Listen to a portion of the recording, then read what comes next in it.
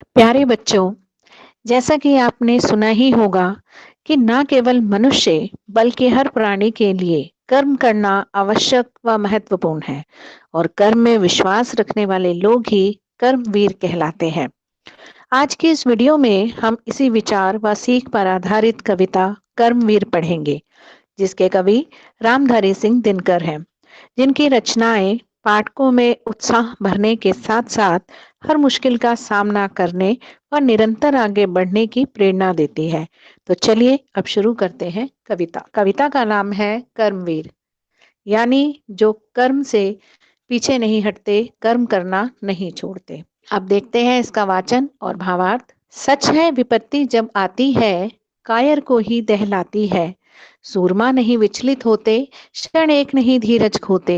विघ्नों को गले लगाते हैं, कांटों में राह बनाते हैं।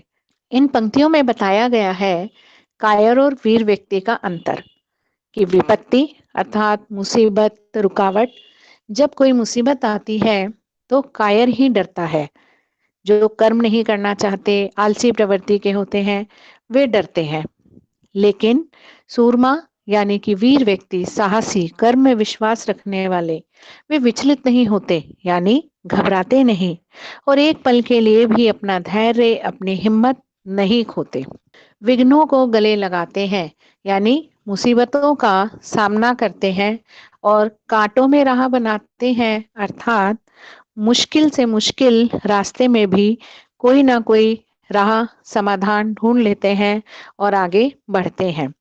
तो यहाँ पर ये बताया है कि हर किसी के जीवन में सुख दुख, अच्छा बुरा, अनुकूल प्रतिकूल परिस्थितियां चलती रहती हैं, लेकिन आलसी लोग जहाँ बाहर निकलने और समाधान ढूंढने का प्रयास किए बिना ही हार मान लेते हैं, वहीं दूसरी ओर वीर व्यक्ति बड़ी से बड़ी समस्या के आगे भी डटा रहता है और कोई ना कोई रास्ता ढूंढ लेता है।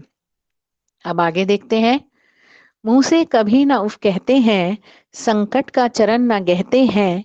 जो आ पड़ता सब सहते हैं, उद्योग निरत नित रहते हैं। शूलों का मूल नसाते हैं, बड़ खुद विपत्ति पर छाते हैं।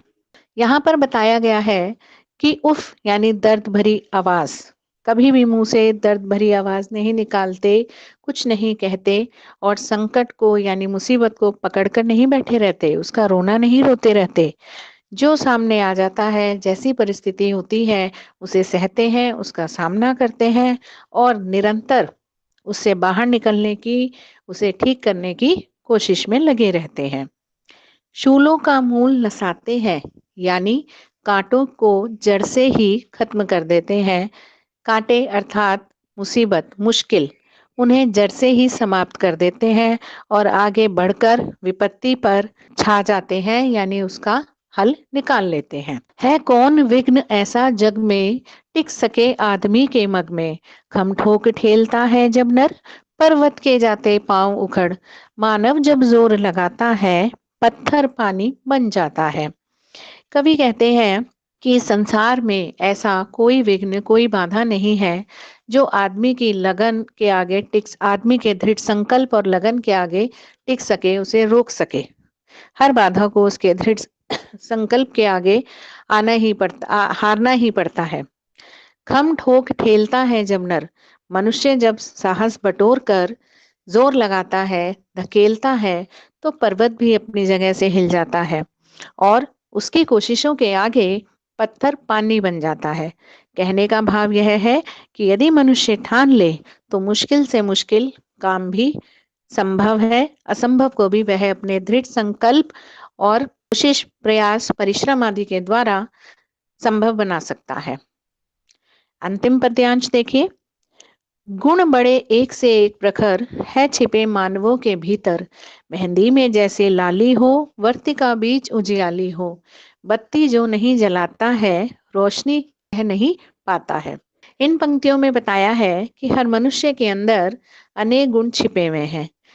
कोई व्यक्ति यदि सर्वगुण संपन्न नहीं होता, तो ऐसा भी नहीं होता कि उसमें कोई गुण ना हो, उसकी कोई विशेषता ना हो। हर व्यक्ति की कोई ना कोई विशेषता अवश्य ही होती है। तो कवि क्या कहते हैं कि मनुष्य के भीतर अनेक गुण, अनेक विशेषताएं छिपी होती हैं। आवश्यकता होती है कि वह अपने उन गुणों को, अपनी उन विशेषताओं को पहचाने और उन्हें रचनात्मक ढंग से निखारे, बाहर लाए, पहचाने, ताकि अपना भी और देश का भी विकास कर सके, तरक्की कर सके, प्रसन्नता, सुख शांति का प्रचार प्रसार कर सके, आनंद ले सके। इस बात को समझाने के लिए कवि ने उदाहरण दिया है मेहंदी में छिपी लाली और वर्तिका में छिपे उजाले का। कवि कहते हैं जिस प्रकार मेहंदी में लालिमा छिपी होती है और वर्तिका में उजाला छिपा होता है, पर हमें दिखाई नहीं देता। उसके लिए हमें सब्र करना होता है, प्रयास करना होता है, कर्म करना होता है। जब हम मेहंदी लगाते हैं, बत्ती जलाते हैं, तभी प्रकाश पाते हैं। ठीक उसी तरह मनुष्य को भी अपने गुण पहचानने होंगे, कर्म करना होगा, परिश्रम करना होगा, तभी वह अपनी पहचान बना पाएगा और अपना व्यक्तित्व निखार पाएगा। बत्ती जो नहीं जलाता है, रोशनी नहीं वह पाता है।